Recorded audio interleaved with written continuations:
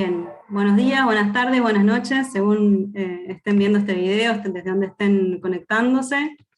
Sean bienvenidos y bienvenidas a esta clase en vivo, por Zoom, gratuita, abierta a toda persona que quiera formarse o que esté interesada en esta técnica de biodecodificación.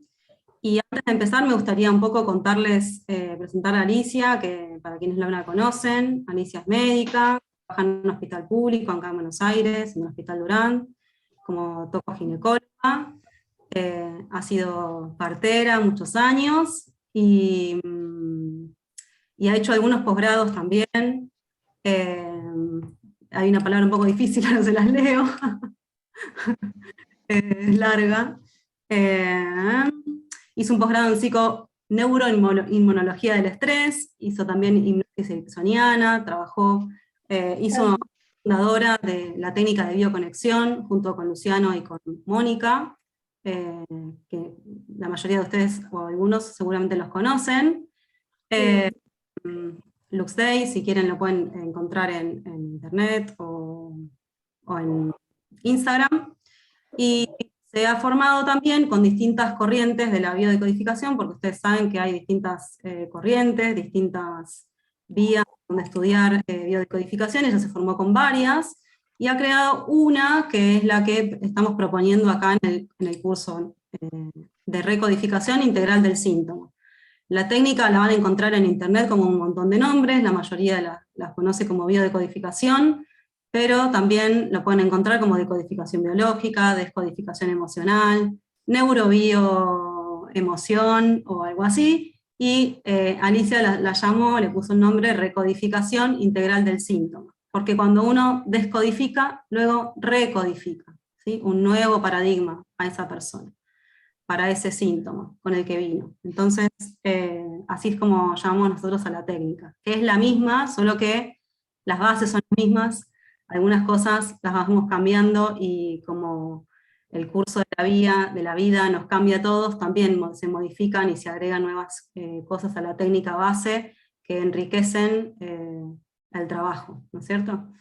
Así que, bueno, vamos a darle paso a Alicia. Sepan, bueno, mi nombre es Andrea, conmigo estuvieron hablando, yo les envié los links para que puedan conectarse. Trabajo con Ari hace 4 años más o menos, pero nos conocemos hace un montón, y somos muy amigas, así que la parte, digamos, más administrativa está a mi cargo.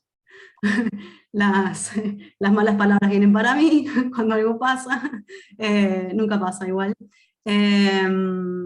Soy la que sube los archivos, la que les comparte las cosas, los materiales de estudio y las clases, esas cosas. Planillas, todo ese tipo de cosas. Y también estoy como un poco soporte de las clases, así que me van a ver en algunos momentos. Así que bueno, sin más, las dejo con Alicia. Que la disfruten. Gracias.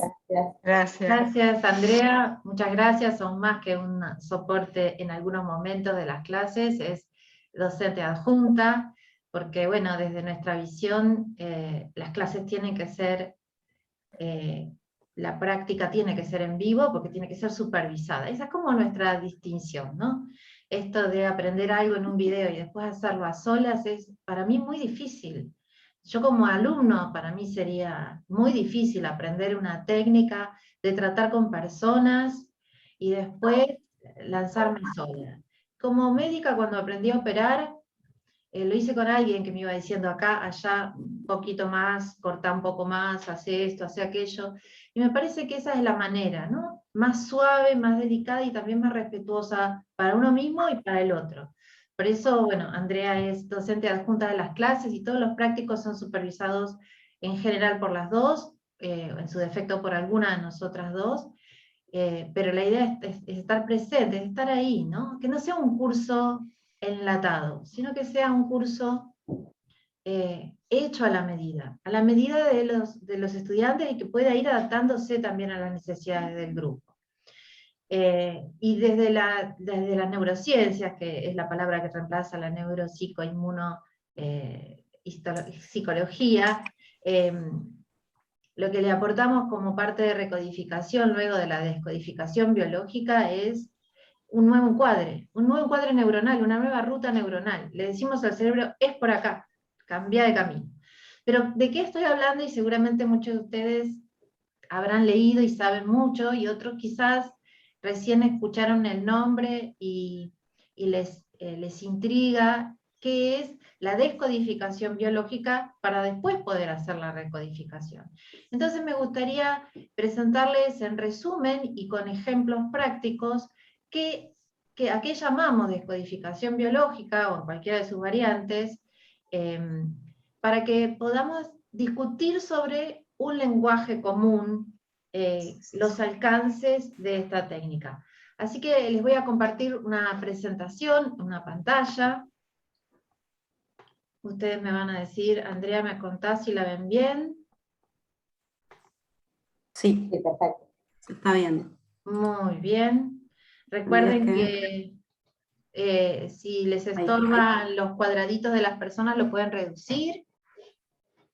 Y entonces, entremos ya de lleno a qué es la recodificación integral del síntoma.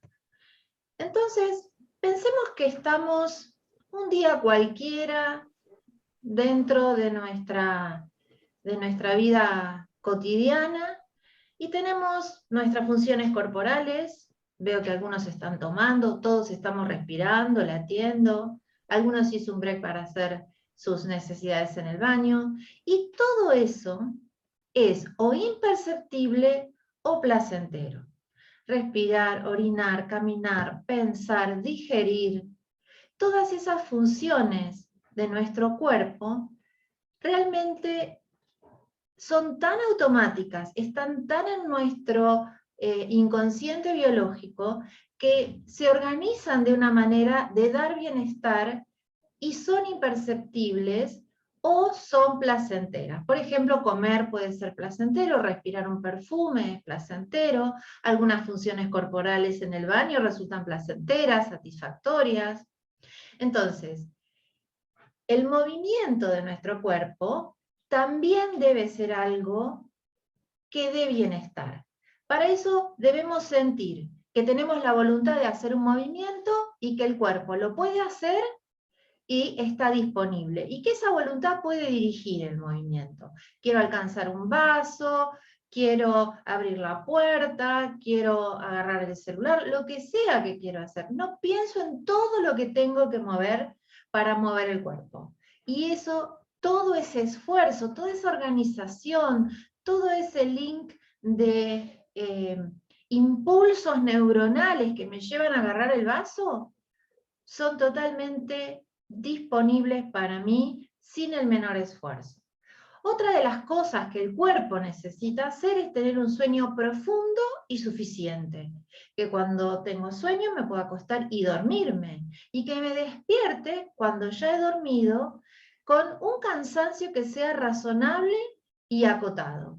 Razonable, es decir, que sea proporcional a lo que he hecho, a cuántas horas de vigilia llevo, al esfuerzo que hice, y que en un momento después del descanso se termine. También nuestras necesidades de comer, de beber, deben ser oportunas y proporcionales a nuestro estado. Y con estado quiero decir a nuestra edad, nuestro gasto calórico, el clima, ¿sí? Voy a tener más sed en un clima caluroso, voy a tener menos sed en un clima frío, etc. Y además existe todo lo que tiene que ver con lo emocional. Y esas emociones, que son todas absolutamente saludables y normales, como todas las teclas de un piano, todas deben existir, deben ser coherentes y proporcionales a la situación que estoy atravesando. El enojo no es ni bueno ni malo. Yo me puedo enojar si alguien me encierra con el auto, pero ¿cuánto me tengo que enojar? Algo coherente y proporcional a la situación. Y además tengo que poder regular esa emoción. No le puedo romper el auto porque hizo una mala maniobra. No puedo matar a alguien porque no me está atendiendo bien en una oficina. Y también deben propiciar a nuestro bienestar, porque las emociones son para ser sentidas, son parte de nuestra experiencia como humanos, y por supuesto que todas esas emociones deben tener un principio y un fin. No podemos vivir enojados, o vivir tristes, o vivir con miedo, porque eso ya deja de ser funcional al momento y pasa a ser un síntoma constitucional de mi personalidad.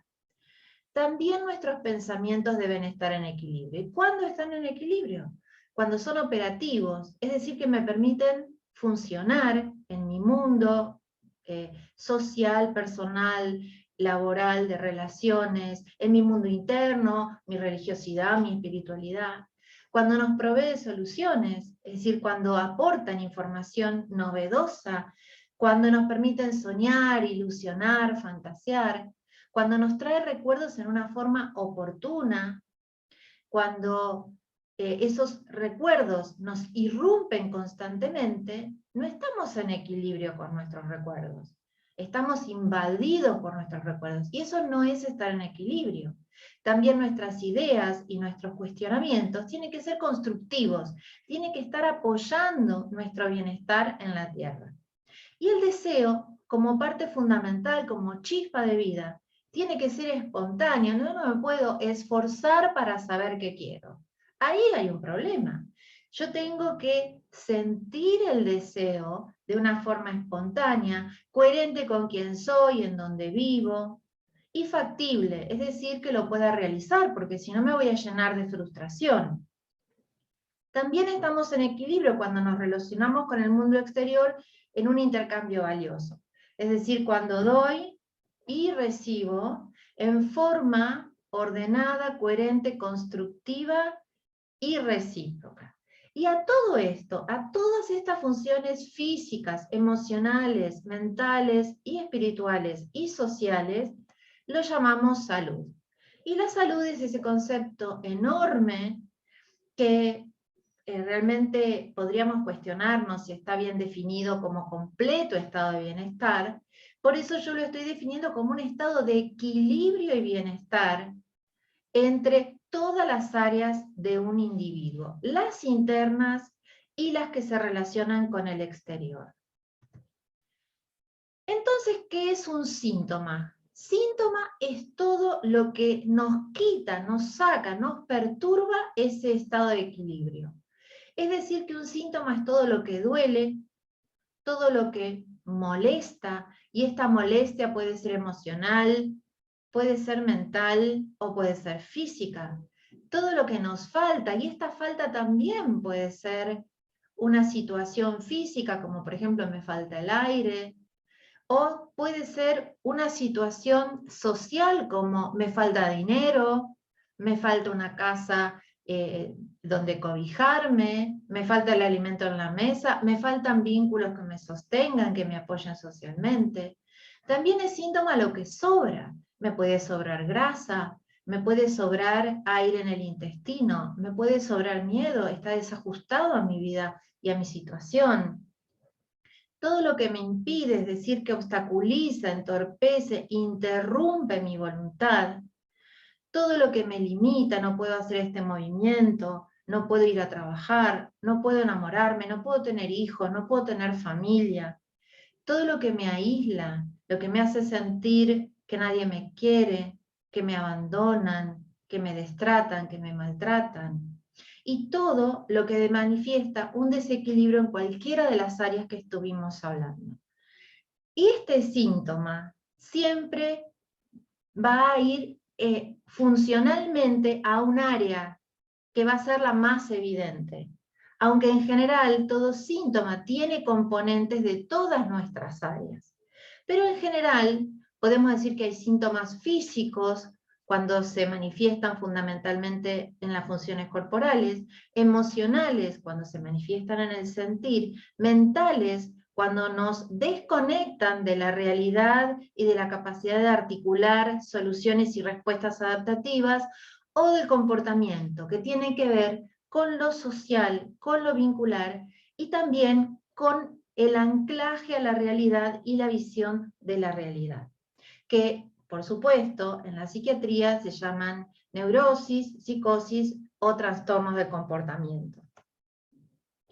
Y todos estos síntomas de cualquier tipo, en más, en menos, más intenso o menos intenso, se originan en el mismo lugar, que es el inconsciente.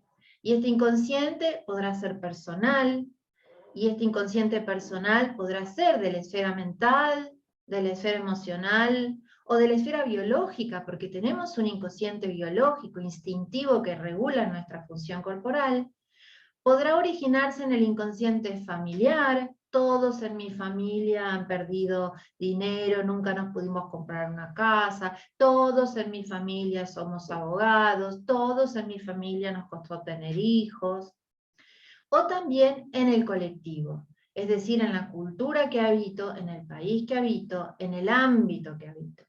Porque si nosotros nos fijamos en ese arbolito que está ahí dibujado, que parece ser acotado porque es mi familia, si nosotros le proyectáramos un arbolito a cada uno de sus integrantes, no tardaríamos mucho en tener una localidad, una provincia, un país, un continente y luego un mundo. Es decir, que estamos realmente, como decía Yang, conectados por un inconsciente colectivo sin fronteras como humanidad. Y ese síntoma a veces es del inconsciente colectivo mundial, como ha sido el miedo relacionado al COVID. Y otros es de un inconsciente colectivo mucho más local, como algo que tiene que ver con mi comunidad religiosa, mi comunidad profesional, mi comunidad barrial o familiar. En mi familia esto se hace así, en mi familia esto está permitido, o en mi familia esto está prohibido. Y todo síntoma, y acá empezamos a meternos ya a lo que es la descodificación biológica. Todo síntoma lo vamos a interpretar como una solución de supervivencia. Hay una situación que representa para mí un problema que no tiene una solución satisfactoria desde mi visión.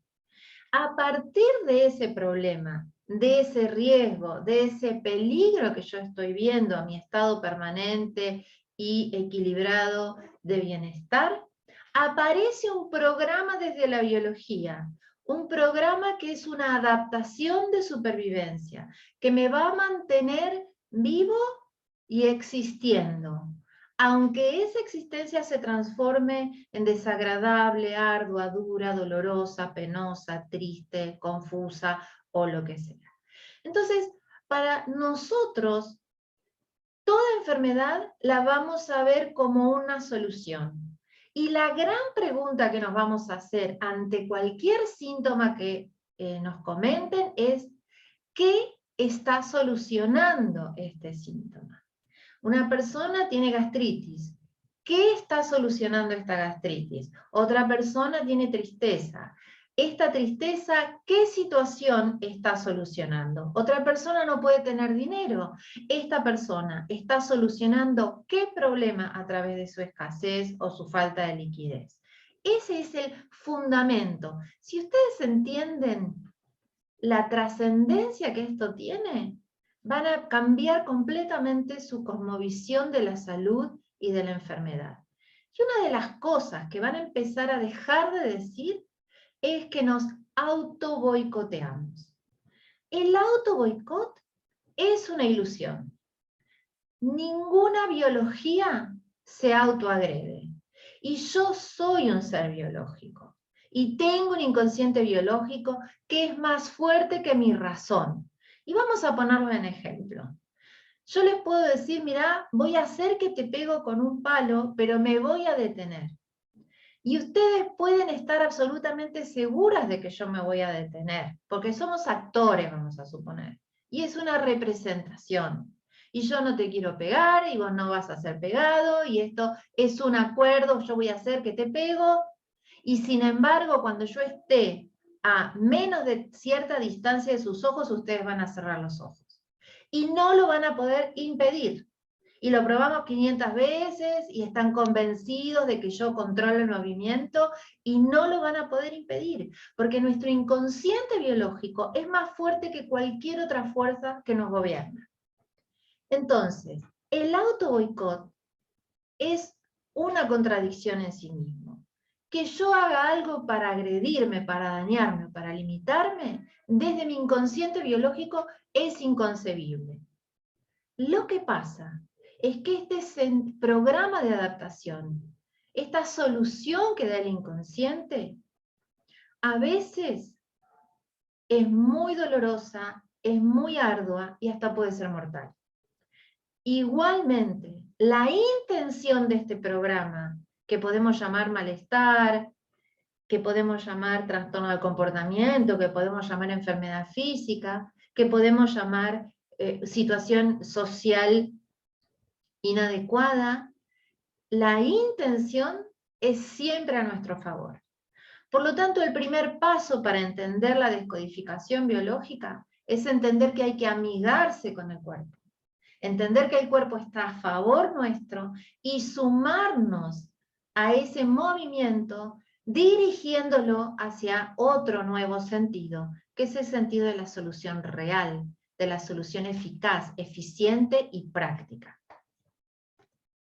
Entonces vamos a empezar con un ejemplo. Y vamos a suponer que tenemos a esta chica, no sé quién es, porque la verdad la foto la saqué de internet, que está recibiendo una mala noticia. Y para Ana, cuando escucha esa noticia, su representación mental y emocional, es decir, su vivencia, es no puedo digerir esta noticia. Eso es lo que ella se dice, por lo que es, por su historia, por su biología, por su genealogía. No puedo digerir esta noticia. Y el inconsciente tiene una situación. Es textual, es crédulo, es ingenuo y no distingue entre lo real, lo simbólico y lo imaginario. Entonces, ¿qué les parece que va a ser el inconsciente como solución a que Ana no puede digerir la noticia? Muy bien, va a aumentar la secreción de ácido en el estómago para poder digerir la noticia.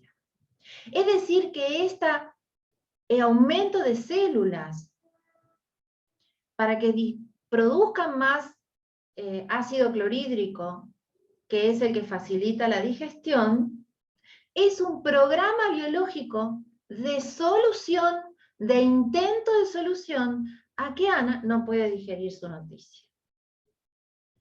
Y si la vivencia es alta en su intensidad, la noticia es terrible. Y si dura lo suficiente, hasta Ana puede hacer un cáncer, un tumor de estómago, que son células que producen 100 veces más ácido que una célula del estómago normal. Es decir, que hasta un cáncer es una solución de adaptación a un problema. Es una solución biológica a un problema. Y mientras Ana no pueda digerir la noticia, esta zona del estómago que se engrosó, se llenó de células productoras de ácido clorhídrico para digerir la noticia, este engrosamiento de la pared del estómago va a hacer que Ana tenga quizás una preocupación, una angustia, un síntoma emocional, pero su estómago no va a darle ningún síntoma, por el engrosamiento de la pared del estómago para aumentar la producción de ácido. Ahora, todas estas células que se han producido de más durante esta crisis, este estrés, este shock de la noticia, cuando la noticia se soluciona, cuando Ana puede digerir la noticia, ya son innecesarias. No me voy a quedar con todas estas células de más, que son un enorme esfuerzo y gasto de energía para digerir algo que ya no existe. Entonces el cuerpo, que ha pasado ese estrés, tiende a volver a la normalidad, sacando esas células, produciendo una ulceración de la pared del estómago, para que esas células de más sean quitadas. Incluso si es un cáncer chiquito, este proceso también lo barre, se lo lleva, lo hace desaparecer. Y lo que aparece es el síntoma, porque al haber una ulceración de la pared, ahora que esa pared se hizo finita, siente el exceso de ácido y Ana tiene dolor de estómago. Betty, ¿tenés una pregunta? ¿Sí o no? Veo tu manito. Bueno, seguimos. Entonces, cuando Ana puede digerir la noticia, al cabo de un tiempo, el estrés deja de estar, deja de existir, se reabsorbieron esas células que estaban de más, la mucosa que se ulceró se repiteliza, se cura, y la acidez de Ana desaparece. Y entonces decimos, Ana se curó. Se curó con ayuda de un remedio, se curó con una medicina no tradicional, o simplemente se curó sola. ¿Pero qué se curó? Se curó el episodio, se curó el síntoma. Porque esto, lamentablemente, no termina acá. Ana respondió con su estómago a esta noticia. Ana dijo, no puedo digerir esta noticia, porque a lo largo de su historia, a lo largo de la construcción de su biología en relación a su personalidad, creó un patrón de respuesta digestiva alta. Es decir, en otras palabras más sencillas, responde al estrés con el estómago. Y todos sabemos que cada uno de nosotros tiende a reaccionar al estrés con algún órgano en especial. No todos reaccionan con el estómago, otros reaccionarán con el hígado, con el colon, con la piel, pero todos tenemos, por esta forma en que fuimos construyendo nuestro inconsciente biológico, la información que le fuimos dando, una zona preferencial de resolución del estrés. Entonces, cada vez que Ana tenga un contratiempo, tenderá a responder con su estómago de una manera similar, o con algún otro órgano en el que encuentre una solución. Porque vamos a suponer que el problema, la noticia de Ana, no se solucione, que ya la intervención del estómago sea insuficiente. Y esta noticia le empezó a dar a Ana muchísimo miedo de que algo pase. Y ese miedo es que alguien se muera o que ella se pueda morir. Y entonces va a reaccionar con el pulmón. Es decir, que cuando una solución, una situación no puede ser resuelta con un órgano y empieza a generar otras emociones, empieza a generar un segundo shock, empieza a generar un segundo problema y empiezan así a reaccionar distintos órganos de acuerdo a la vivencia que va evolucionando de ese shock original a lo largo del tiempo. Entonces Ana podría haber empezado con su estómago, y una vez que tiene acidez y le duele tanto, tiene miedo de tener un cáncer y morirse de un cáncer de estómago, y entonces hace una reacción a nivel pulmonar, que es el órgano del miedo a la muerte. Y otras personas, ante la misma situación en la que Ana dijo, no puedo digerir esta noticia, el mismo estímulo va a desencadenar que otra persona que se organizó biológicamente de otra manera diga, me siento amenazada, vienen por mí. Y entonces va a ser una bronquitis. O diga, esto es una porquería, y hace una diarrea. O dice, no puedo creer en nadie, se me cayó un ídolo, he perdido mi referente, y hace una infección urinaria, hace un cálculo en la vía renal, en la vía urinaria. O dice, qué tristeza, esto es una herida mortal, siento que algo se murió dentro de mí, y hace una neumonía. Y así podríamos seguir, porque cada órgano que tiene una información específica sobre nosotros va a reaccionar con un programa especial que la medicina caracterizó como una enfermedad específica. Entonces vamos a ver cómo es que Ana, a lo largo de toda su vida, se organizó y aprendió a reaccionar con el estómago. Entonces, cuando conocemos a Ana y le preguntamos de su vida, Ana nos cuenta que a sus 3 años tuvo su primer bioshock, y le vamos a llamar bioshock a un shock que se siente en el cuerpo. A sus 3 años se murió su abuelita, quien era la persona que la cuidaba. Y entonces ella sintió miedo. ¿Quién iba a cuidarla ahora cuando mamá y papá se fueran a trabajar? Y desde su vivencia, la partida de su abuelita constituye una amenaza a su supervivencia. Perdí el que me cuidaba, perdí el factor de protección, perdí quien me alimentaba, perdí mi compañía, perdí ese que me mantenía vivo. Y desde esta vivencia, obviamente, sintió miedo y bronca. ¿Por qué se tuvo que morir la abuelita? Y muy probablemente se haya sentido desprotegida. ¿Y ahora quién me va a cuidar? Pero no lo pudo expresar porque tenía 3 años. Probablemente intentó y no fue comprendida. Porque los adultos realmente muchas veces estamos muy lejos de la cosmovisión de los niños. Aún padres amorosos y con las mejores intenciones. Entonces seguramente mamá y papá pensaron que no entendía nada Ana de lo que estaba pasando. Y la dejaron con una vecina, por primera vez, alguien que no conocía, y no pudo con esto. No pudo expresar lo que necesitaba, no pudo expresar lo que sentía, y guardó toda esa información.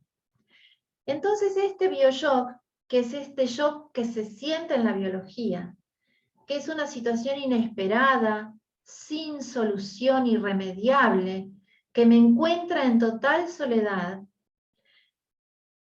Cuando soy un niño, una niña, también me encuentro en imposibilidad de expresar mis emociones y mis necesidades, y en imposibilidad de satisfacer esas necesidades legítimas que tengo para paliar, para sobrellevar, para solucionar ese bioshock.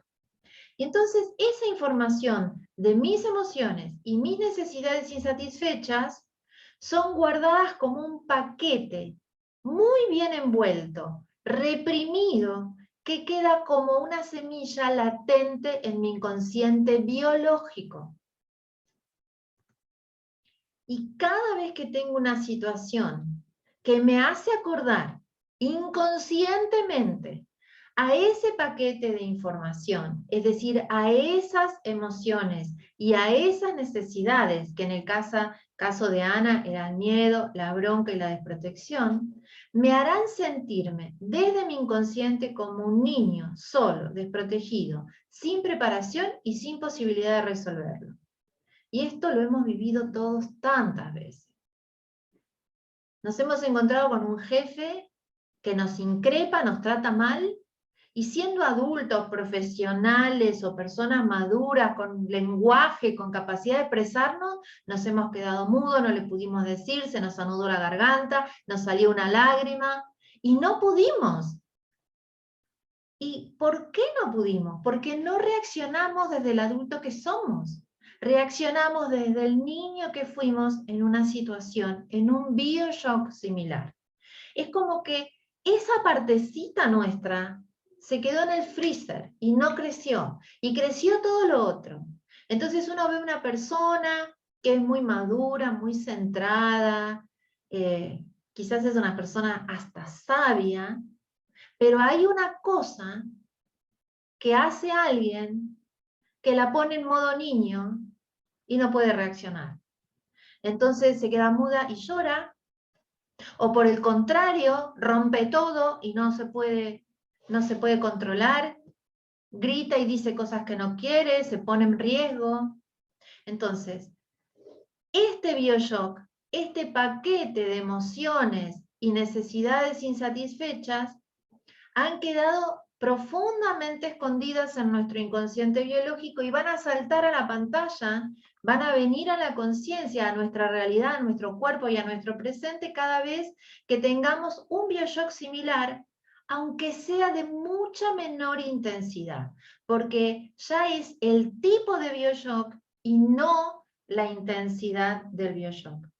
Y en algún momento este mecanismo no va a poder reprimir ese programa biológico, esa información reprimida, y va a necesitar el inconsciente hacer una super solución, y va a dar la enfermedad.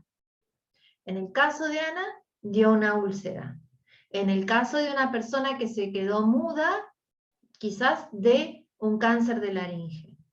En el caso de una persona que no se pudo defender y se puso a llorar y entonces el agresor cada vez le gritaba más, lo que dio es un trastorno de comportamiento. De tal manera que toda enfermedad es una super solución a un problema que no es el actual, es el inicial. Entonces vamos a ver cómo fue la vida de Ana. Cuando a sus 3 años falleció su abuelita, este bioshock le dejó impreso en su inconsciente biológico estas emociones fuertes de miedo, de protección, y estas necesidades de sentirse cobijada, abrazada, consolada, segura. Entonces, eso pasó, y a los 6 años, vamos a suponer, su amiguita cambia de colegio y pierde a otra persona que la hacía sentir protegida, cuidada, acompañada. Y ese día Ana tuvo vómitos. Pero los chicos vomitan, algo que comió. No debe ser nada. Mañana ya está bien. Y a los 12 años, mamá y papá se divorcian, se separan. Y Anita hace una gastroenteritis. Y claro, son los nervios. Comió algo, se intoxicó, es un virus. Y puede ser, son cosas que suenan razonables. Porque en esos eventos, lo que le pasó a Ana es que tampoco pudo expresar lo que sentía, ni pudo cumplir sus necesidades. Y a los 24 años, su marido le pide el divorcio. Es decir, que en cada situación en la que ella se siente que pierde la protección, que pierde eso que necesita como cobijo para sentirse segura, para sentir que va a sobrevivir, Ana responde con el estómago. Y si sigue así, quizás Ana, alrededor de sus 48 años, pueda hacer un cáncer de estómago. A menos que haga algo. Porque cada vez que se resuelve un síntoma, cada vez que una enfermedad con un diagnóstico médico se cura, lo que se resuelve es la manifestación biológica del último bioshock. El conflicto actual es el que se resuelve. Lo que no se drenó es el paquete de emociones reprimidas y necesidades insatisfechas de esa niña de 3 años. Y ante cada nuevo conflicto, Ana va a hacer una enfermedad en el estómago. Sí, Roxana, ¿levantaste la mano? Sí, una preguntita quería hacer, doctora. Claro. O sea que si tenemos diferentes situaciones que se refieren a lo mismo, en este caso sería la pérdida y nos sentimos desprotegidos, abandonados, que en Ana se volcó en el estómago, por ejemplo. Sí. El estrés consecutivo y duradero en el tiempo, eso es lo que nos puede llevar a un cáncer, porque es algo que dura en el tiempo, no es algo que se solucionó. A lo que continúa en diferentes ocasiones lo mismo. Entiendo tu pregunta. Volvamos acá. Nosotros podríamos hacer acá estos cuadraditos que hay abajo. ¿Dónde está el cursor? No lo encuentro acá. Este. Son episodios de enfermedad aguda. Y acá, cada uno de estos son bioshocks. Este bioshock no se resolvió. Lo que sí pasó es que la vida siguió, alguien la cuidó a Ana, no se quedó desamparada en el medio de la calle, y se adaptó. Entonces, es posible que el estrés también haya desaparecido. Y cuando a los 6 años su amiguita se fue, estuvo en estrés por un tiempo, pero después se hizo de otras amiguitas. Así que también es muy probable que el estrés haya desaparecido. Y a los 12 años se separaron sus papás, pero la vida sigue, mamá y papá se llevan bien, los ve a los dos, y es posible que el estrés haya desaparecido. Y a sus 24 años su marido le pide el divorcio, y si pasa el tiempo, Ana va a también solucionar ese estrés, hasta puede volver a enamorarse, casarse. Lo que no cambió fue el paquete de información que como un resorte comprimido está en su inconsciente y que ante cada estímulo similar se expande, salta y da un síntoma físico. Y en algún momento, si él vio shock, vamos a suponer que y ahora les voy a explicar por qué a los 48. A los 48 años, Ana pierde a alguien, o algo que para ella es un hijo simbólico, vamos a suponer quiebra en su negocio, que era su hijo simbólico, y lo pierde, y se siente de nuevo desprotegida, sin posibilidad de sobrevivir, ¿qué voy a comer? Si ese estrés tiene la intensidad suficiente y la desestructura de una manera que ella no logra salir del estrés en una forma razonable, lo que va a pasar es que va a ser un cáncer de estómago. Si a los 48 años tiene un estrés mínimo, incluso hasta puede volver a hacer una úlcera o hacer solo una gastroenteritis o tener un día vómitos. ¿Sí? Entonces, la intensidad del bioshock tiene que ver con la enfermedad que produce. Pero el tipo de enfermedad que produce lo determinó su historia a los 3 años cuando reaccionó ante una situación similar con el estómago. ¿Te aclaré, Roxana? ¿Sí? Bárbaro. Sigamos. Entonces, ¿qué pasa con las enfermedades crónicas? Porque Ana se curó de su gastroenteritis, de sus vómitos, de su gastritis, pero hay enfermedades que la medicina no puede curar y que la persona solo puede regular. Llamémosle diabetes, presión alta, hipotiroidismo, HIV, y muchísimas, celiaquía, muchísimas otras. Entonces, las reglas son las mismas. Ocurrió un bioshock en una edad temprana, la persona reprime un paquete de información emocional y biológica que ante distintos estímulos vuelve a saltar dando nuevos episodios, pero en algún momento ya no logra resolver el episodio actual. Vamos a suponer la hipertensión arterial.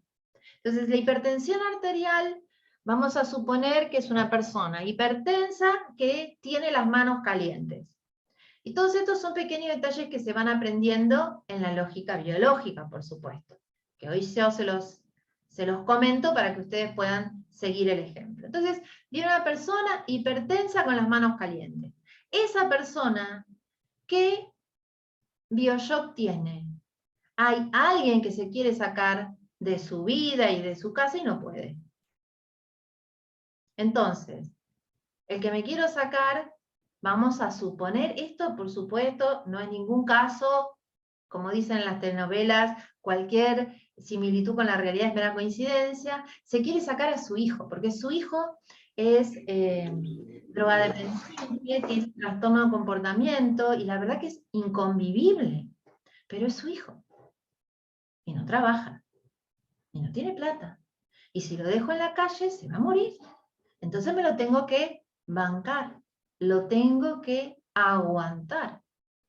Esa persona no puede resolver su conflicto, porque si lo resuelve, siente que genera un daño que para ella es inaceptable. Entonces aguanta y aguanta y aguanta, persiste en el estrés y persiste hipertensa.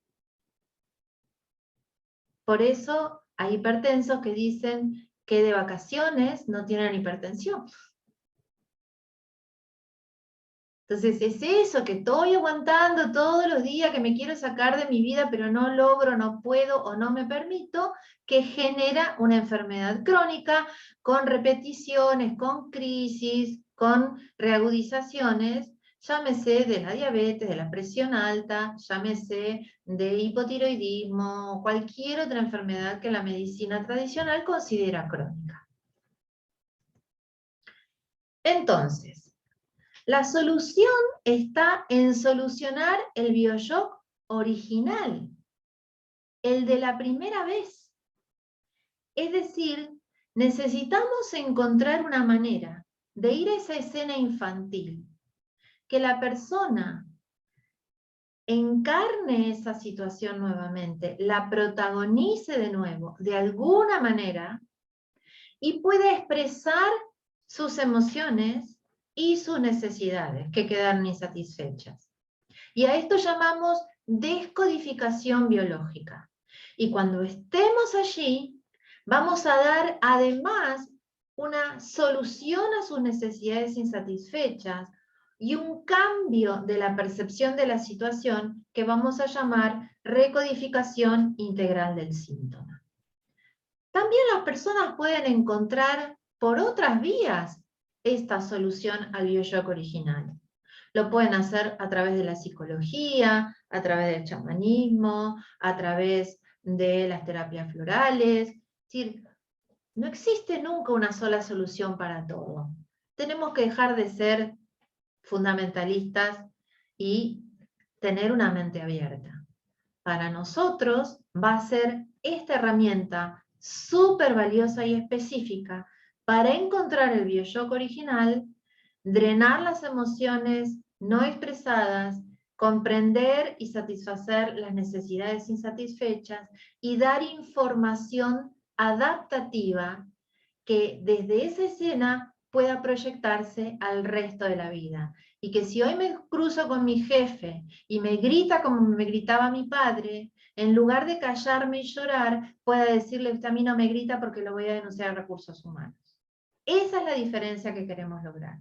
Que mi respuesta a la misma situación sea más adaptativa, más saludable, más armónica y contribuya a mi bienestar, a mi felicidad y a mi crecimiento. Sí, Gigi, ¿levantaste la mano? Dime. No te estoy escuchando. Fíjate si tenés habilitado el micrófono. No te escucho. Fíjate, a veces en el Zoom hay que elegir desde micrófono la opción correcta. Desplega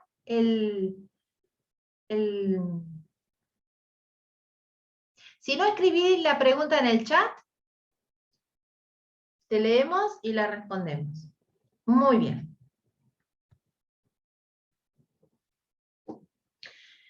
Entonces, mientras Gigi tipea, vamos sintetizando que la descodificación biológica drena las emociones enquistadas en el inconsciente y permite expresar las necesidades insatisfechas. La recodificación integral permite satisfacer esas necesidades, esclarecer las falsas creencias sobre sí mismo que la persona hizo o sobre su entorno. Nadie me quiere, no valgo nada, no puedo sola, estoy en peligro. Liberar los patrones familiares, por ejemplo, vos sos el idiota, vos sos el que cumple. Convertirse en uno mismo su propio referente. Es decir, yo soy la medida de lo que está bien y lo que está mal para mí, lo que quiero y lo que no quiero, lo que debo y lo que no debo. Cambiar la cosmovisión, es decir, aceptar que hay otras maneras de entender una situación y de trascender una situación, y sobre todo en la recodificación nos vamos a ocupar muy detalladamente de aportar recursos. Y esos recursos, en términos generales, van a ser de amor hacia uno mismo, autovaloración, autovalidación, autorrespeto y autocentro. ¿Tenemos la respuesta de Gigi, Andrea, a la pregunta de Gigi? Sí, la pregunta es si el conflicto inicial es siempre en la infancia. A veces es en la vida intrauterina y a veces viene del árbol. Pero aún así se repite en la infancia. Ustedes saben que es muy interesante esta pregunta, Gigi, porque todo en la vida es repetición. En los primeros 7 años de nuestra vida vivimos todo lo que vamos a vivir en el resto de nuestra vida. Por supuesto, no como experiencias textuales, sino como vivencias. Entonces, si voy a tener una relación tóxica, antes de mis 7 años tengo una relación tóxica con mamá, con papá o con ambos. Si voy a tener una situación de carencia, en mi niñez voy a atravesar la carencia de alguna manera, real o subjetivamente. Si voy a tener miedo a lo desconocido, en mi infancia voy a tener un episodio donde me sentí indefenso y confundido, sin capacidad de respuesta. Y es tan literal la repetición que cuando yo les mostraba estos ciclos biológicos memorizados, uno puede, o con aproximaciones, es decir, no es matemático, no es que 4, 8, 16, pero con aproximación, si uno se pone a autoevaluar su propia vida, va a ver que si a los 24 años tuve una separación de algún tipo, a los 12 tuve una separación de algún tipo, a los 6 alguien en mi familia se separó, a los 3 sentí una separación, por ejemplo, porque nació mi hermanito, y mamá me separó de ella. Entonces esto fue descrito por un psicólogo francés, Marc Fréchet, que logró identificar en su propia vida estos ciclos biológicos de repetición. Es decir, que en concreto, Gigi, sí, siempre el primer bioshock grande, importante, que marca nuestra forma de transitar nuestra vida, es en la infancia. Hay algunas excepciones, como por ejemplo en el acné, que puede darse más tarde el bioshock. Pero son conflictos muy específicos que se ven específicamente porque en todos los demás lo que vamos a buscar siempre es lo que llamamos conflicto programante, que está en la infancia. ¿Te respondí, Gigi? No la veo. ¿Vos la ves, Andy? ¿Está? ¿Todo bien? Sí. Perfecto. Puso el pulgar hacia arriba y te escribió en el chat para todos. Buenísimo. Entonces, ¿cuál es mi propuesta? Mi propuesta es que ustedes se apasionen con esto como me apasiono yo y Andrea, ¿no? Esto realmente es un mundo maravilloso. Y la verdad es que hay mucha demanda de este tipo de cosas. Yo tengo una demora en turnos que ya me da vergüenza decir. Entonces, ¿cuál es mi colaboración? Si no puedo atender a más gente, bueno, voy a formar gente que atienda tan bien, tan responsable, tan amorosamente y tan sustentadamente como a mí me gustaría ser atendida. Y por eso hemos creado este curso, que es un curso de 1 año, básico, y cuando digo básico es porque uno nunca termina de estudiar y de aprender, yo sigo estudiando y aprendiendo, pero que tiene la solidez de tener las bases biológicas y las herramientas para abordar y deshacer el bioshock. Entonces, ustedes van a aprender programación neurolingüística como una forma de abordaje, hipnosis ericksoniana, van a hacer y les van a hacer a ustedes hipnosis ericksoniana, bases biológicas, es decir, qué está expresando cada órgano, cuál es su necesidad, cuál es su emoción. La recodificación transgeneracional, esto que traemos, ¿no? De que en esta familia nadie pudo o todos pudieron. La recodificación de la vida intrauterina, es decir, lo que le pasó a mi madre como marcador de mi destino, donde desvié mi camino de mi propio proyecto para, por ejemplo, cuidar a mi madre toda la vida. La recodificación de las falsas creencias, instalando paradigmas que habiliten, que den sustento, que den libertad, que den la posibilidad de adquirir nuevas perspectivas, nuevos permisos para mi vida de exploración y de vivencia. Y sobre todo lo que van a aprender es acompañar al otro, ¿no? A sostener al consultante y lo van a hacer a través de horas y horas de práctica en vivo supervisada. Y creo que esta es nuestra gran distinción. A mí me parece, como les decía al principio, les repito porque no estaban todos quizás, que aprender algo y hacerlo solo, sin red, sin práctica, sin ensayo, para mí sería demasiado exigente, ¿no? Mi responsabilidad no me lo permitiría, me daría miedo de que me falten herramientas, de no saber manejar una situación. Entonces, en los grupos, todas las semanas, hay una clase teórica que está grabada, porque obviamente uno puede aprender la teoría desde un libro, desde un cuaderno, desde un video, y una clase de 2 horas, 3 horas, depende de lo que necesitemos, para hacer práctica, donde uno de los alumnos es el que está ofreciendo ser decodificado, y otro de los alumnos está siendo el terapeuta de esa sesión, con el apoyo de Andrea y mío, que por el chat le vamos pasando información, sugerencias, feedback. Entonces, en cada una de las clases, ustedes o ven una decodificación, o son decodificados, o decodifican a alguien. Y para mí, esa es la manera de aprender. Así aprendí medicina en mi residencia médica, así me gusta aprender lo nuevo que hago, con sólidas bases prácticas, que después me den la libertad de salir y hacer, con una experiencia sólida que me permita sentirme validado. Y además van a tener la posibilidad de dar un examen de validación, es decir, de hacer toda una sesión solos, supervisada por nosotras, con una devolución y un feedback de, dale, ya estás, largate que está bárbaro.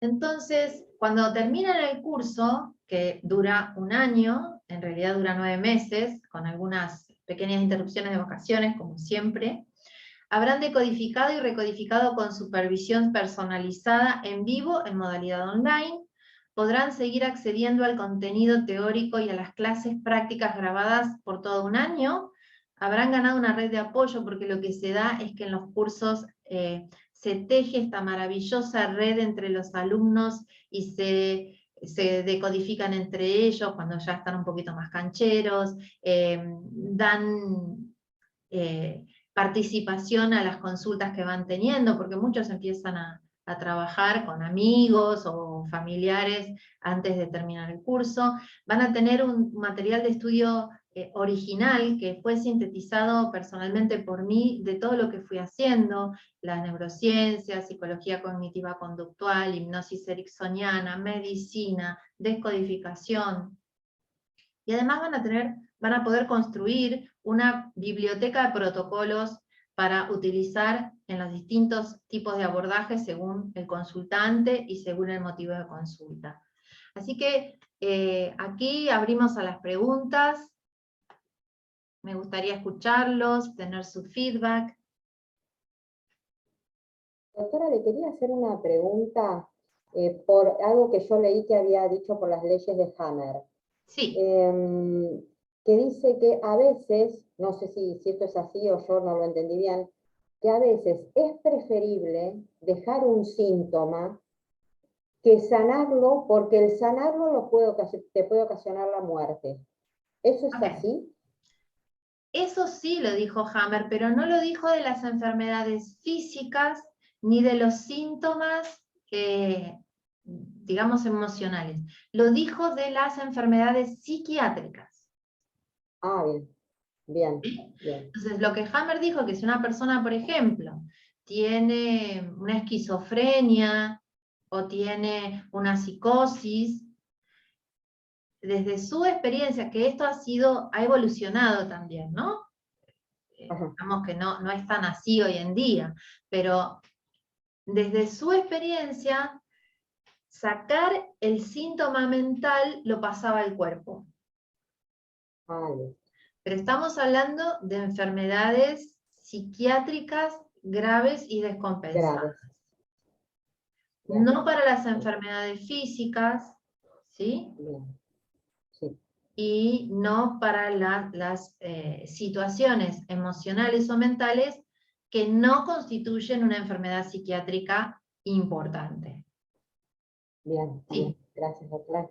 No, gracias a vos, Roxana. Alicia, por favor, llámenme a Alicia. Díganme. Ali, hay una pregunta repetida en el chat que es acerca de la cursada, si la propuesta es 100% virtual, si se puede hacer a distancia.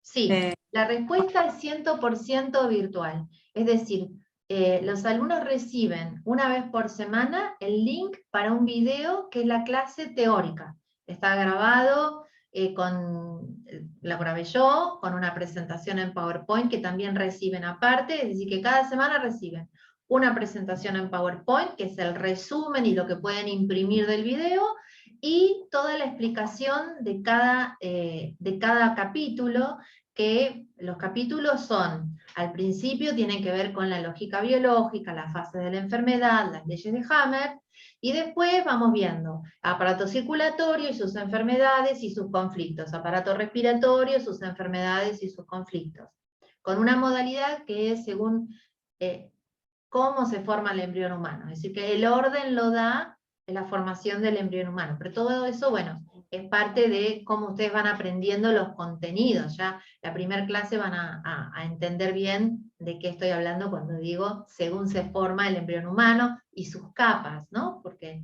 no todo se forma del mismo modo y del mismo momento. Y todas las semanas, además, en un horario específico. Eso lo pueden ver, el video lo pueden ver cuando ustedes quieran y cuantas veces quieran. Después, una vez por semana, que va a ser los jueves de 18 a 21, aunque a veces nos excedemos un poco, si hay una consulta que se prolonga un poco, de 18 a 21 vamos a hacer un práctico. Es decir, las primeras veces, Andrea o yo vamos a descodificar a uno de los alumnos con un síntoma. Y después van a empezar ustedes. Entre ustedes se van a descodificar. Entonces por ahí Roxana descodifica a Sofía, Sofía descodifica a Gigi, Gigi descodifica a David, ¿sí? Y esto a lo largo de todo el año, una vez, de los 9 meses, perdón, una vez por semana en horario fijo. Si se pierden ese práctico, también lo van a recibir grabado. Así que no, en realidad el contenido va a estar 100% disponible para ustedes. Lo buenísimo que tiene hacer el práctico online, pero en vivo, es que uno puede preguntar, que uno puede ser paciente y que uno puede ser consultante. Entonces, Alicia, sí, yo tengo una duda. dale. ¿Ya lo hiciste esto virtual? ¿Cómo resultó? Porque a mí tengo como una incredulidad, ¿no? Con esta parte Es la sobre cuarta todo lo vez. práctico. Sobre todo la parte práctica, ¿no? Donde uno necesita Sí. más apoyo, Sí, es la más cuarta vez que indicación. doy este curso online y atiendo exclusivamente online. Ujú. Ok. O sea, todas mis consultas con todos mis pacientes son online. Y el curso, Pero digo, ¿el proceso de aprendizaje se da igual? sí, Ok, eso quería saber. sí, porque la realidad es que nosotros no utilizamos en el proceso de la descodificación o la recodificación el contacto físico. ¿Sí? ¿Por qué? Porque saca al otro del plano donde puede trabajar. ¿Sí? Entonces, si una persona, por ejemplo, está en una situación de su infancia traumática, está llorando, yo no debo ponerle la mano en el hombro, porque lo saco de su trabajo y lo traigo al presente. Entonces, hacerlo online es perfectamente posible. Yo empecé a trabajar online con mis pacientes. Primero tenía, obviamente, antes de prepandemia, la modalidad la ofrecía online o en vivo. Pero hace aproximadamente 6 años que empecé, porque hay gente que se fue a Estados Unidos y quería seguir atendiéndose, gente que vivía en España y quería atenderse, en Inglaterra y quería atenderse, y entonces, bueno, hice mi experiencia y la verdad que yo no noto diferencia en la calidad de la sesión. Y en cuanto al aprendizaje, la verdad que los alumnos están súper contentos porque no pierden tiempo en el viaje y porque además la calidad de la consulta y del intercambio entre los alumnos sigue siendo de muy buena calidad. Alicia, hay una consulta. Cuando terminemos el curso, los 9 meses, uno puede quizás sentirse, sí, estoy capacitado, pero ¿estamos capacitados de la misma manera? Porque vos sos profesional, es distinto. Uno quizás puede estudiar un montón, pero nunca vamos a tener tu título y toda tu capacidad. A ver, Roxana, esto no es medicina, ¿sí? No, lo sé. Ustedes no van a hacer diagnóstico ni van a dar opinión sobre el tratamiento que la persona esté haciendo. Claro. Tampoco lo hago yo, aunque soy médica.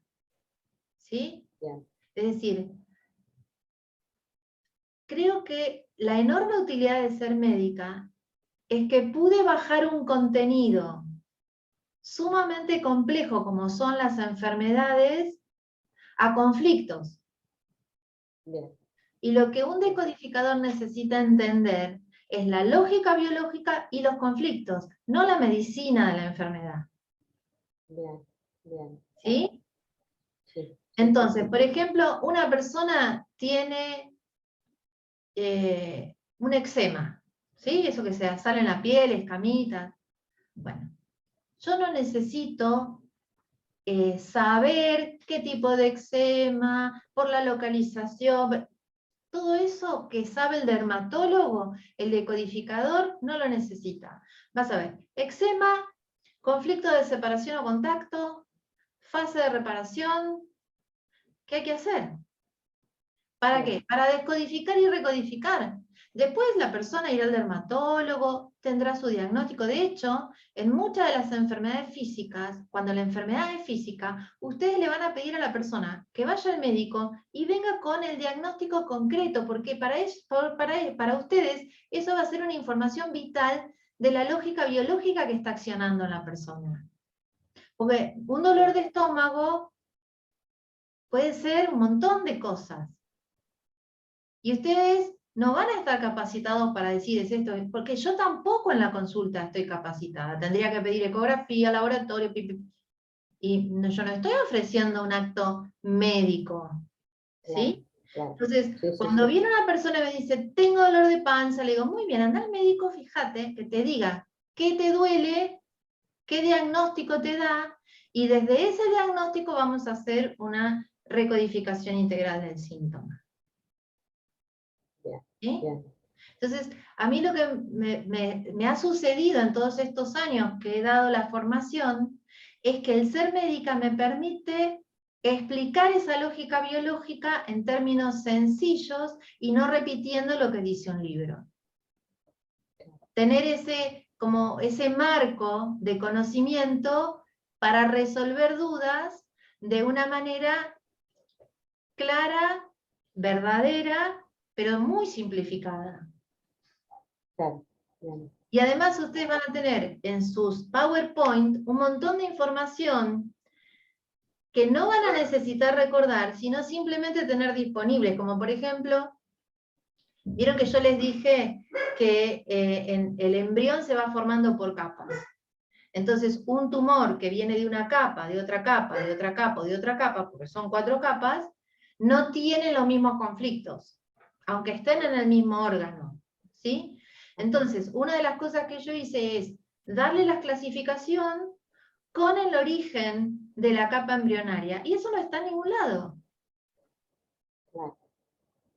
Pero ustedes no necesitan saberse la clasificación de los tumores, necesitan tener la tabla impresa. Y cuando viene una persona con un diagnóstico médico, ustedes leen y dicen, ah, esto es ectodérmico, ah, no, esto es mesodérmico. Y ya saben qué tipo de conflictos hay en ese tumor, ¿sí?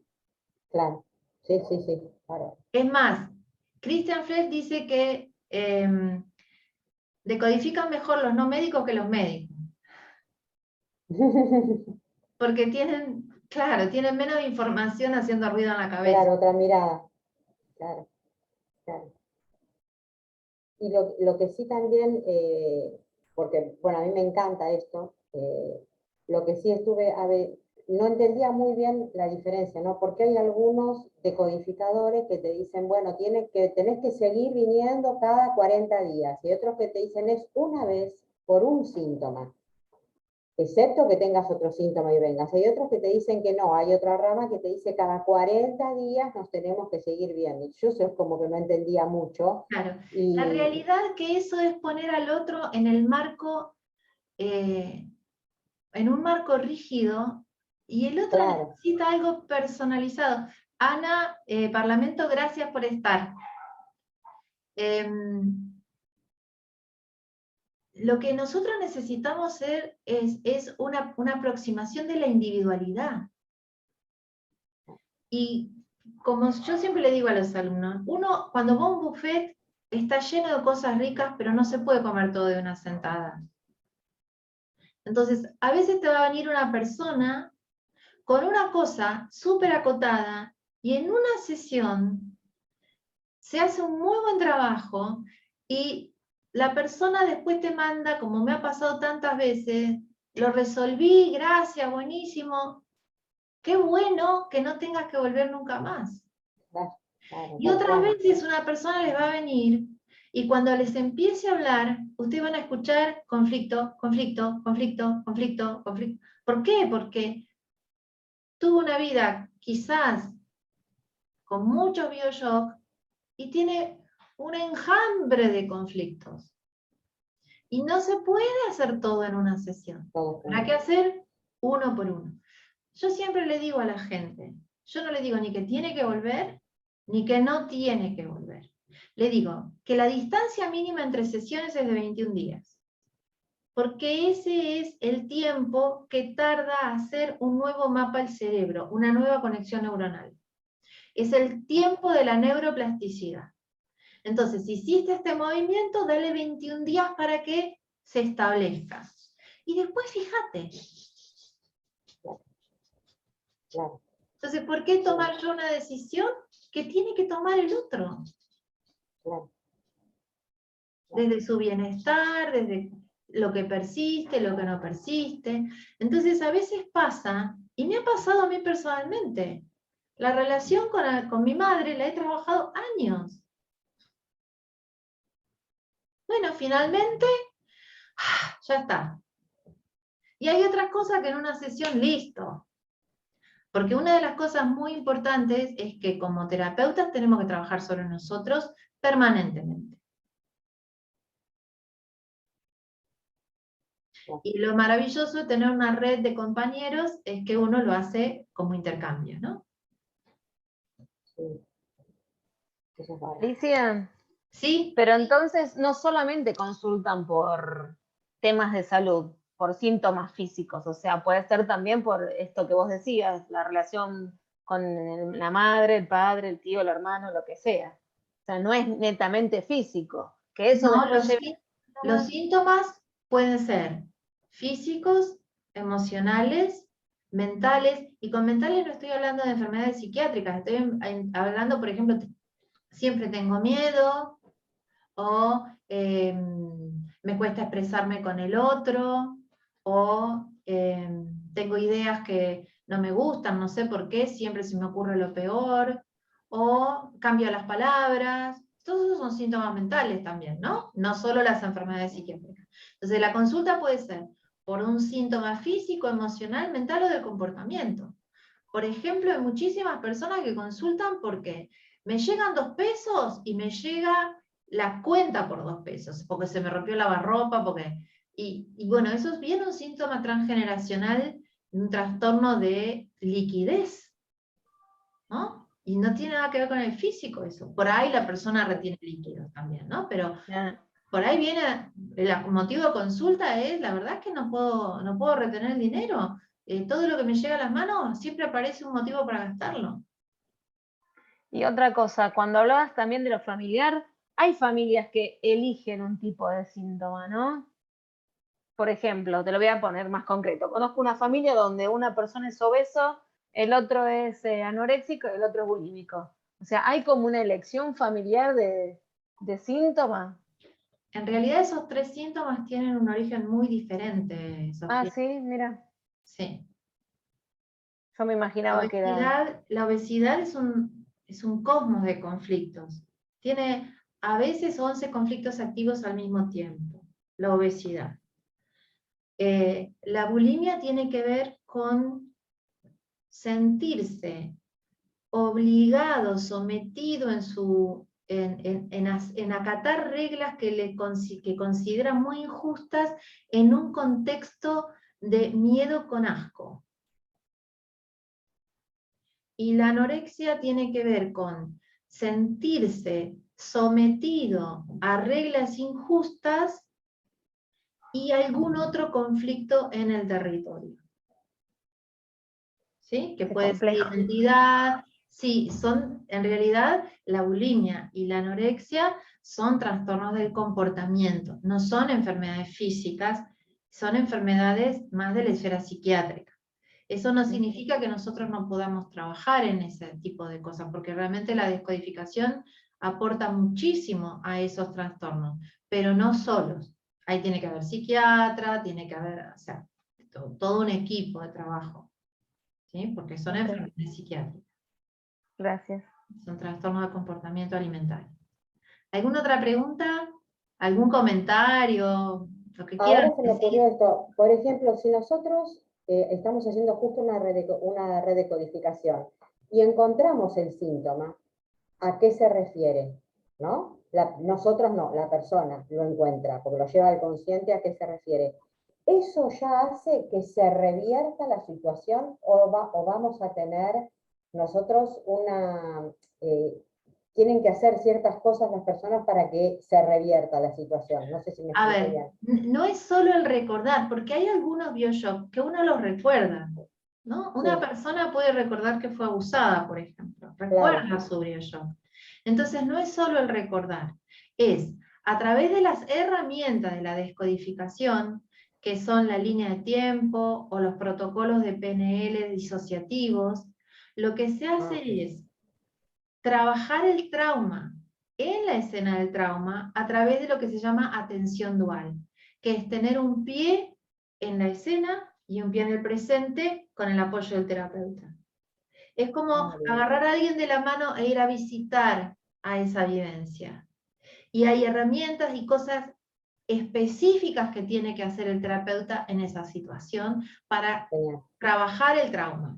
¿Y qué es trabajar el trauma? Que puede expresar la emoción que no pudo expresar, que pudo expresar la necesidad que no logró satisfacer, y que de alguna manera, utilizando a nuestro favor que el inconsciente, lo real, lo simbólico es lo mismo, le podamos dar simbólicamente una asistencia que la haga sentirse asistida en esa escena. Para eso muchas veces vamos a usar la autoparentalización.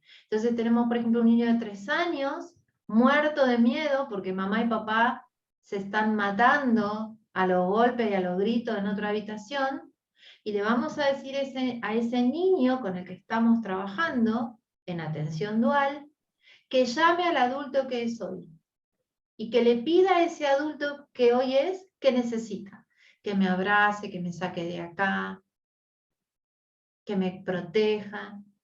Y entonces hacemos esto, ¿no? La atención dual. Viene el adulto a mi niño, lo abraza, lo saca de ahí, lo contiene, lo protege, y para el inconsciente eso es real. Pero si la persona no identifica cuál fue su bioshock. Esa es tarea del terapeuta guiarlo ahí. Para eso utilizás herramientas específicas. ¿Sí? Okay. Esa va a ser tu tarea, Sofía. Y dale. Bueno, te puedo decir algo con lo que acabaste de decir antes, porque fue mi situación de infancia. En 2 segundos me hiciste transpirar las manos, me angustié, me pasó todo junto. Porque fue esa la situación que yo viví. Exacto.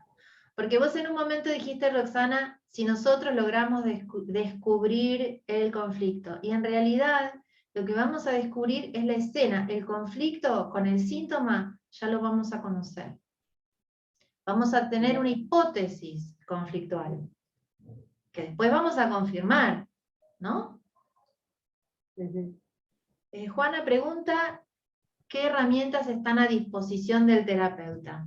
Bien, las herramientas son a través de hipnosis ericksoniana, hacer una práctica que se llama línea de tiempo, regreso a la vía intrauterina o trabajo transgeneracional, y otra de las herramientas que vamos a utilizar son protocolos específicos de PNL que de alguna manera, no sé si están familiarizados, la PNL y la hipnosis ericksoniana van de la mano, ¿no? Es a veces difícil ponerle una línea, una frontera entre una y otra. Esas son las herramientas que vamos a usar. ¿Quieres explicar, Ari, un poquito lo de la hipnosis ericksoniana para quienes nunca escucharon sobre eso? Porque hay confusión, suele haber cuando decimos la palabra hipnosis y tal vez está bueno aclarar. La hipnosis ericksoniana es una hipnosis terapéutica, es decir, no tiene nada que ver con comete una manzana y te doy una cebolla y vos ¡ay, qué rica manzana! Eso no es terapéutico, ¿sí?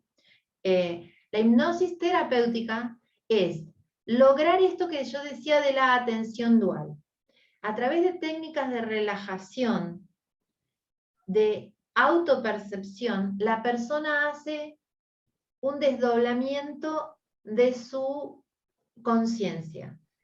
Con una parte de su conciencia está conmigo como terapeuta, presente en el consultorio, escucha el colectivo que pasó, la sirena de la ambulancia, porque está, no es que no está, no es que no registra, pero hay otra parte de su conciencia que logra abrir la memoria.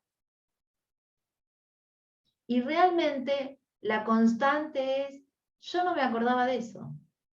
La memoria guarda todo, es como la cámara de seguridad. Imagínense que usted tiene una cámara de seguridad 24 horas recibiendo información y guardándola en un disco duro. ¿Ustedes saben lo que hay? No. El día que necesitan algo van y lo encuentran. Esto es lo mismo. La memoria es fotográfica, es sensorial.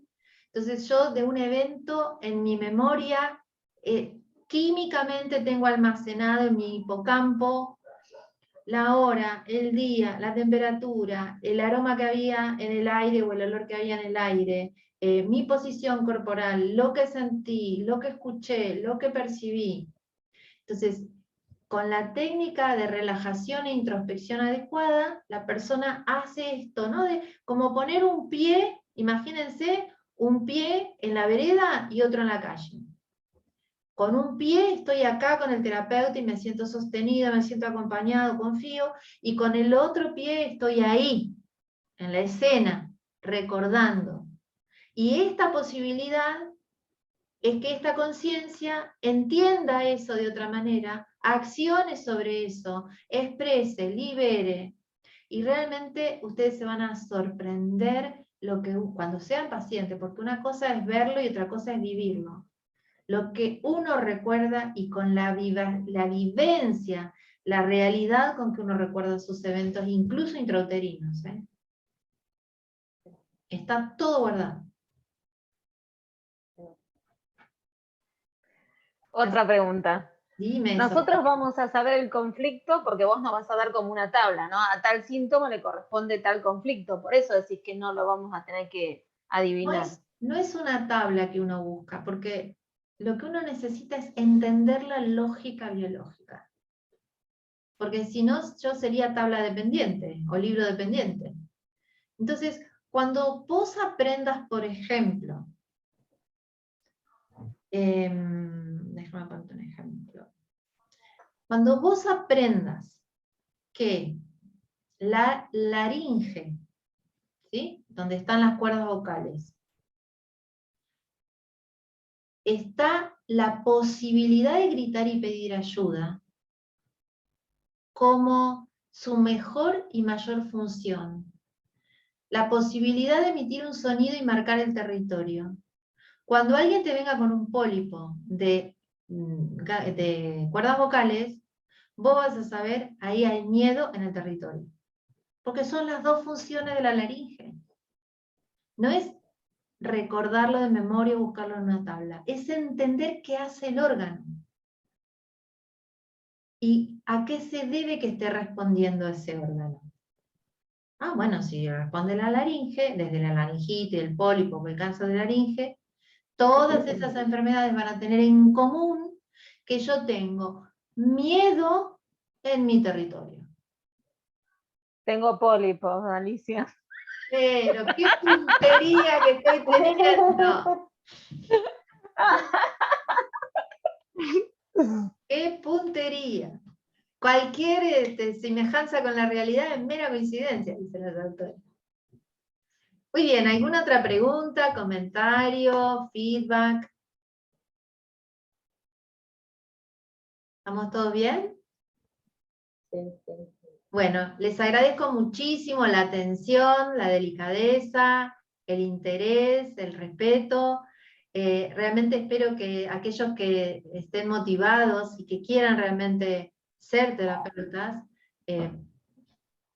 hayan podido recibir lo que estaban necesitando. Por supuesto que si hay más preguntas, vamos a, tanto Andrea como yo, a responderlas. Y estamos ahí programando también una charla introductoria como esta, pero de transgeneracional, porque es realmente un mundo fascinante. Entender cómo nos sentimos tan libres e independientes y en realidad somos la expresión de toda una información familiar que emerge a través nuestro con fuerza de mandato, ¿no? Sí, Pau. Bueno, Pensé solo que... agradecer. No, agradecer. Gracias a vos, gracias a todos, gracias Andrea por la maravillosa labor que haces siempre. Aquí estoy para ustedes, ha sido un gusto. Muchas gracias. Muchas gracias por participar. Gracias. Está muy bien. Gracias, André. Muchas gracias. Muchas gracias. Hasta luego. Chao. Adiós, buenas tardes. Permiso. ¿Puedo hacer una preguntita que ahora me Claro. surgió con lo que comentabas, Alicia?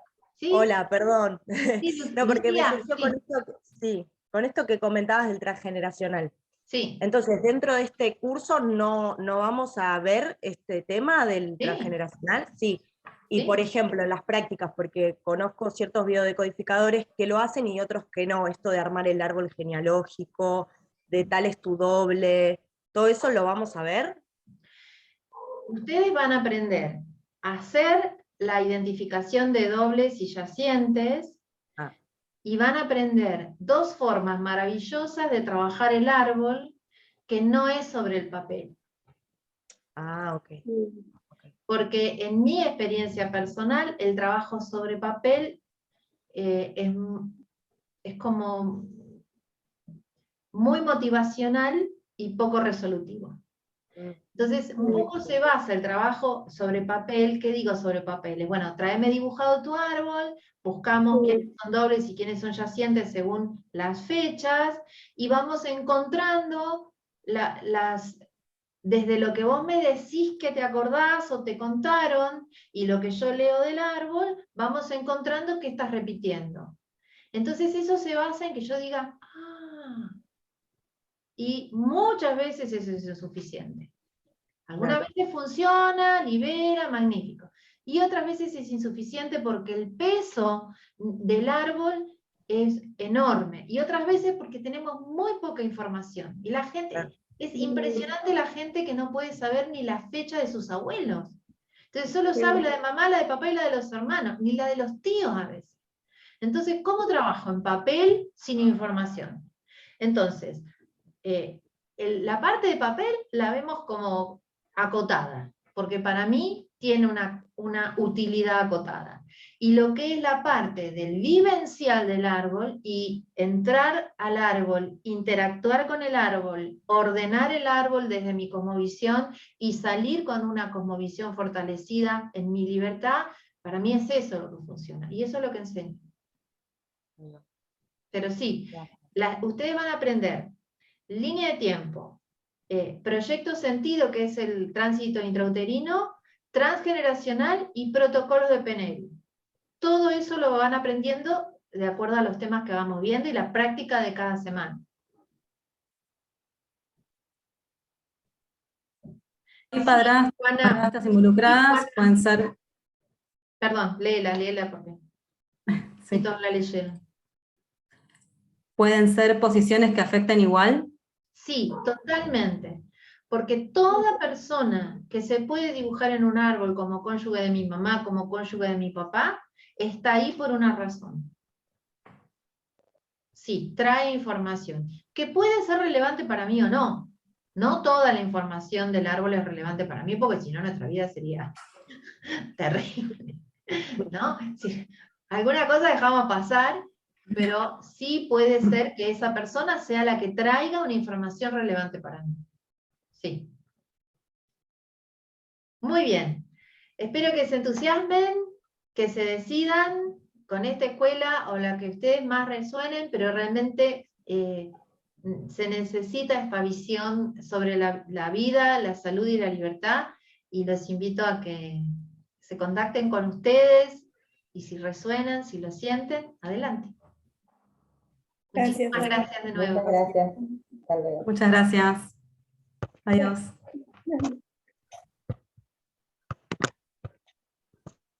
Ay, está listo.